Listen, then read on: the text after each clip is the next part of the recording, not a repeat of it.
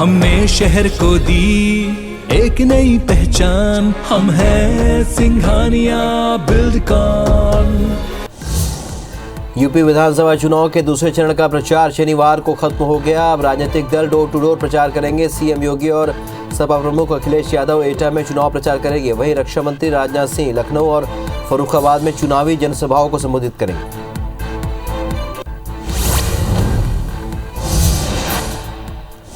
IPL 2022 mega auction का पहला दिन जोरदार रहा और सभी 10 फ्रेंचाइजियों ने कई भारतीय और विदेशी खिलाड़ियों पर जमकर पैसा बहाया। ईशान किशन 15.25 करोड़ रुपए के साथ सबसे महंगे खिलाड़ी बने। आईपीएल के मेगा ऑक्शन का आज दूसरा दिन है और आज भी कई खिलाड़ियों की किस्मत बदलती हुई दिखेगी।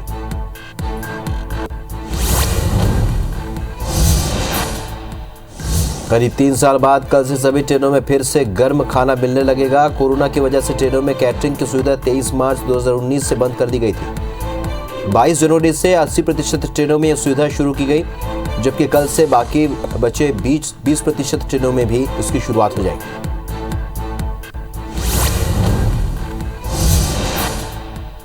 मशहूर उद्योगपति राहुल बजाज का लंबी बीमारी के बाद निधन हो गया। वे 83 साल के थे। बजाज कुछ समय से बीमार चल रहे थे और कैंसर पीड़ित बताए जा रहे थे। उनके निधन पर कई बड़ी राजनीतिक हस्तियों और उद्योग जगत के लोगों ने शोक जताया है। वहीं राहुल बजाज का अंतिम संस्कार राजकीय सम्मान के साथ होगा।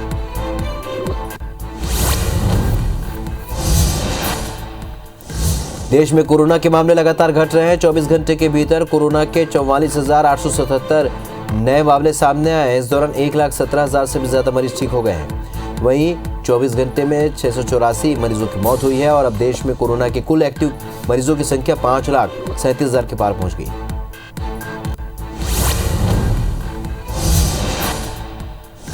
देश में वैक्सीनेशन का आंकड़ा 172 करोड़ 76 लाख के पार पहुंच गया, जिसमें 95 करोड़ 79 लाख से भी ज्यादा पहला और 75 करोड़ 33 लाख दूसरा डोज लगवा चुके हैं। वहीं 1 करोड़ 63 लाख से भी ज्यादा बूस्टर डोज लगाए गए हैं। तो प्रदेश में 11 करोड़ 22 लाख और छत्तीसगढ़ में 3 करोड़ 54 लाख से भी ज्यादा टीकाकरण हो चुका है।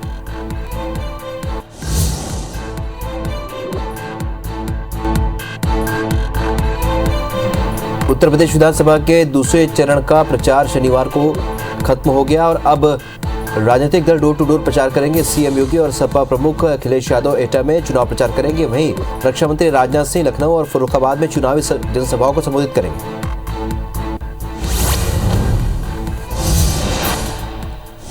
आज आईपीएल 2022 मेगा ऑक्शन का दूसरा दिन है। दोपहर 12 बजे से एक बार फिर खिलाड़ियों पर बोली लगनी शुरू होगी। आज ज्यादा अनकैप्ड खिलाड़ियों पर बोली लगाई जा सकती है। इसके साथ कई विदेशी खिलाड़ी भी आज नीलामी का हिस्सा बनेंगे। अब 10 टीमों के पास 173.40 करोड़ का बजट बचा हुआ है। करीब 3 साल बाद कल से सभी ट्रेनों में फिर से गर्म खाना मिलने लगेगा। कोरोना की वजह से ट्रेनों में कैटरिंग की सुविधा 23 मार्च 2019 से बंद कर दी गई थी। 22 जनवरी से 80% ट्रेनों में यह सुविधा शुरू की गई, जबकि कल से बाकी बचे 20% ट्रेनों में भी इसकी शुरुआत हो जाएगी।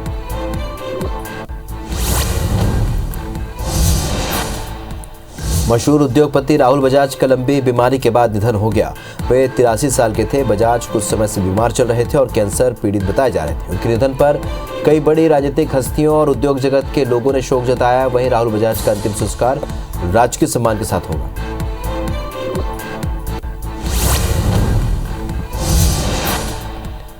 देश में कोरोना के मामले लगातार घट रहे हैं। 24 घंटे के भीतर कोरोना के 44,877 नए मामले सामने आए हैं और इस दौरान 1,17,000 से भी ज्यादा मरीज ठीक हुए हैं। वहीं 24 घंटे में 684 मरीजों की मौत हुई है।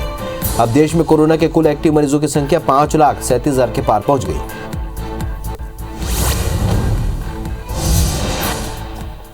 देश में वैक्सीनेशन का आंकड़ा 172 करोड़ 76 लाख के पार पहुंच गया, जिसमें 95 करोड़ 79 लाख से भी ज्यादा को पहला और 75 करोड़ 33 लाख को दूसरा डोज लगाया गया है। वहीं 1 करोड़ 63 लाख से भी ज्यादा बूस्टर डोज लगाए गए हैं। मध्य प्रदेश में 11 करोड़ 22 लाख और छत्तीसगढ़ में 3 करोड़ 54 लाख से भी ज्यादा लोगों का टीकाकरण हो चुका है।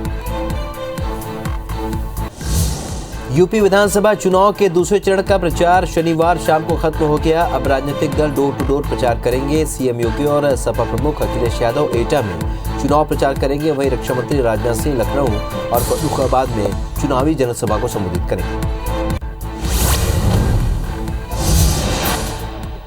साल 2022 में बीजेपी की नज़र अब पंजाब पर है, जहां पर कल पीएम नरेंद्र मोदी बीजेपी प्रत्याशियों के लिए जनसभा करने वाले हैं। हालांकि संयुक्त किसान मोर्चे ने एक बार फिर से पीएम मोदी के पंजाब दौरे का विरोध करने का फैसला लिया है।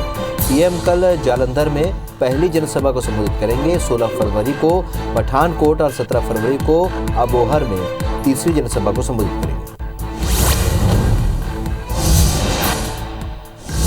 आज आईपीएल 2022 मेगा ऑक्शन का दूसरा दिन है, जिसके तहत एक बार फिर खिलाड़ियों पर बोली लगनी शुरू हो गई। आज ज्यादा अनकैप्ड खिलाड़ियों पर बोली लगने की उम्मीद है। इसके साथ कई विदेशी खिलाड़ी भी आज नीलामी का हिस्सा बन रहे हैं। अब 10 टीमों के पास 171 करोड़ 40 लाख रुपए का बजट बचा हुआ है।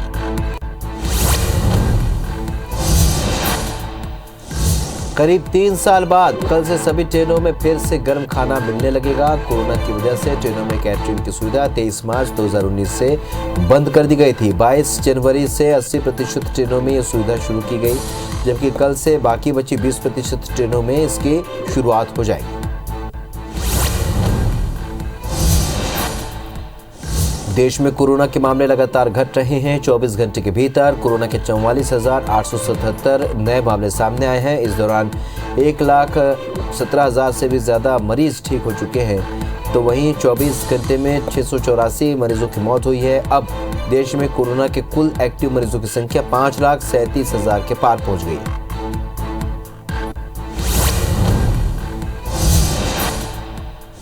देश में वैक्सीनेशन का आंकड़ा 172 करोड़ 76 लाख के पार पहुंच गया है, जिसमें 95 करोड़ 79 लाख से भी ज़्यादा को पहला और 75 करोड़ 33 लाख लोगों को दूसरा डोज लगाया गया है। तो वहीं 1 करोड़ 63 लाख से भी ज़्यादा बूस्टर डोज लगाए गए हैं। मध्य प्रदेश में 11 करोड़ 22 लाख और छत्तीसगढ़ में 3 करोड़ 54 लाख से भी ज़्यादा लोगों का टीकाकरण हो चुका है।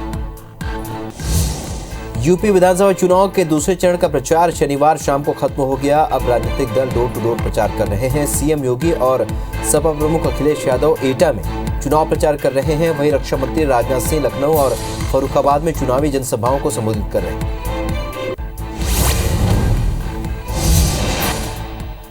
साल 2022 में बीजेपी की नजर अब पंजाब पर है, जहां पर कल पीएम नरेंद्र मोदी बीजेपी प्रत्याशियों के लिए जनसभा करने वाले हैं। हालांकि संयुक्त किसान मोर्चे ने एक बार फिर से पीएम मोदी के पंजाब दौरे का विरोध करने का फैसला लिया है। पीएम कल जालंधर में पहली जनसभा को संबोधित करेंगे। 16 फरवरी को पठानकोट और 17 फरवरी को अबोहर में तीसरी जनसभा को संबोधित करेंगे।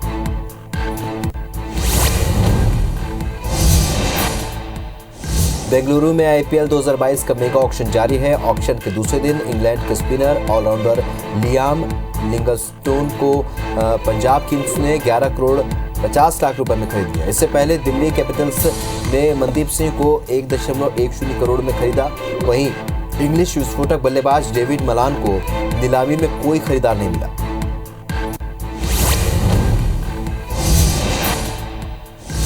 करीब 3 साल बाद कल से सभी ट्रेनों में फिर से गर्म खाना मिलने लगेगा। कोरोना की वजह से ट्रेनों में कैटरिंग की सुविधा 23 मार्च 2019 से बंद कर दी गई थी।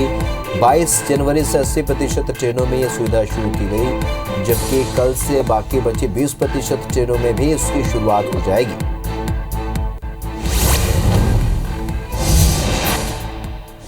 देश में कोरोना के मामले लगातार घट रहे हैं। 24 घंटे के भीतर कोरोना के 44,877 नए मामले सामने आए। इस दौरान 1,17,000 से भी ज्यादा मरीज ठीक हुए हैं। तो वहीं 24 घंटे में 684 मरीजों की मौत हुई है। अब देश में कोरोना के कुल एक्टिव मरीजों की संख्या 5,37,000 के पार पहुंच गई है।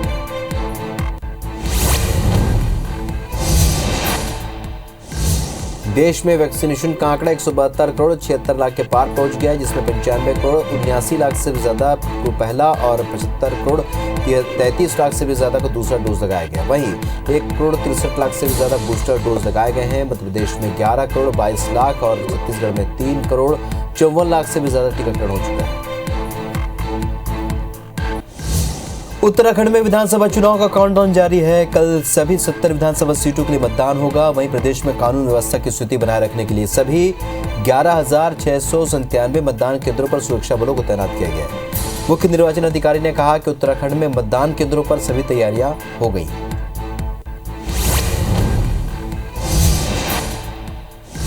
साल 2022 में बीजेपी की नजर अब पंजाब पर है, जहां कल पीएम नरेंद्र मोदी बीजेपी प्रत्याशियों के लिए जनसभा करने वाले हैं। हालांकि संयुक्त किसान मोर्चा ने एक बार फिर से पीएम मोदी के पंजाब दौरे का विरोध करने का फैसला लिया है। पीएम कल जालंधर में पहली जनसभा को संबोधित करेंगे। 16 फरवरी को पठानकोट और 17 फरवरी को अबोहर में तीसरी जनसभा को संबोधित करेंगे। एबीजी ग्रुप के 12 से ज्यादा बैंकों के साथ धोखाधड़ी के मामले पर कांग्रेस ने बीजेपी पर हमला बोला है। कांग्रेस के नेता रणदीप सुरजेवाला ने आरोप लगाते हुए कहा कि मोदी सरकार के 7 साल में बैंकों के एनपीए में बढ़ोतरी हुई। उन्होंने कहा कि बैंक धोखाधड़ी करने वालों के लिए लूट एंड स्किप मोदी सरकार की योजना है।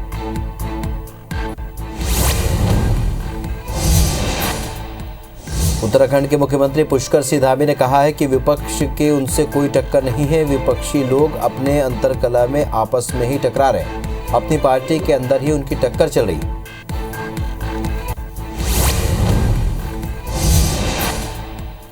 जम्मू में टेक्निकल एयरपोर्ट के पास से 2 संदिग्धों को गिरफ्तार किया गया है। जम्मू कश्मीर पुलिस ने इसकी जानकारी दी है। उन्होंने बताया कि इस मामले में आगे की जांच की जा रही है।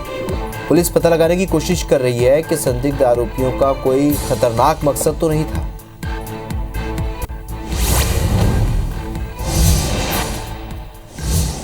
कर्नाटक में हिजाब विवाद को लेकर हो रहे विरोध के बीच उडुपी जिले में 14 फरवरी की सुबह 6 बजे से 19 फरवरी की शाम 6 बजे तक के लिए सीआरपीसी की धारा 144 लागू की गई। दरअसल स्कूलों के सोमवार से फिर से खुलने के साथ इस कदम को एहतियाती उपाय के तौर पर देखा जा रहा है।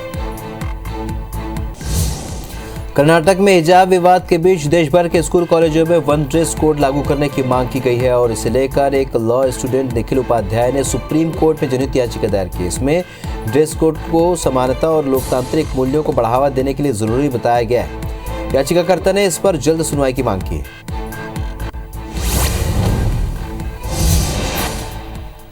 कर्नाटक में हिजाब विवाद को लेकर हो रहे विरोध के बीच उडुपी जिले में 14 फरवरी की सुबह 6 बजे से 19 फरवरी की शाम 6 बजे तक के लिए सीआरपीसी की धारा 144 लागू की गई है।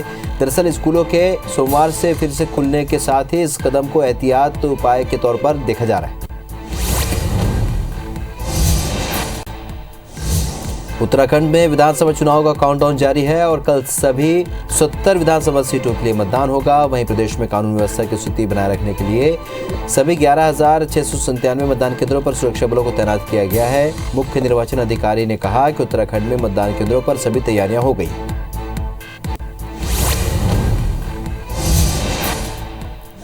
साल 2022 में बीजेपी की नजर अब पंजाब पर है, जहां पर कल पीएम नरेंद्र मोदी बीजेपी प्रत्याशियों के लिए जनसभा करने वाले हैं। हालांकि संयुक्त किसान मोर्चे ने एक बार फिर पीएम मोदी के पंजाब दौरे का विरोध करने का फैसला लिया है।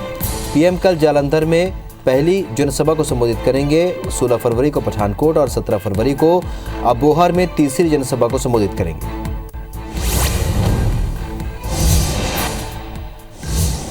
जम्मू में टेक्निकल एयरपोर्ट के पास से 2 संदिग्धों को गिरफ्तार किया गया है। जम्मू कश्मीर पुलिस ने इसकी जानकारी दी है और उन्होंने बताया कि इस मामले में आगे की जांच की जा रही है। पुलिस पता लगाने की कोशिश कर रही है कि संदिग्ध आरोपियों का कोई खतरनाक मकसद तो नहीं था।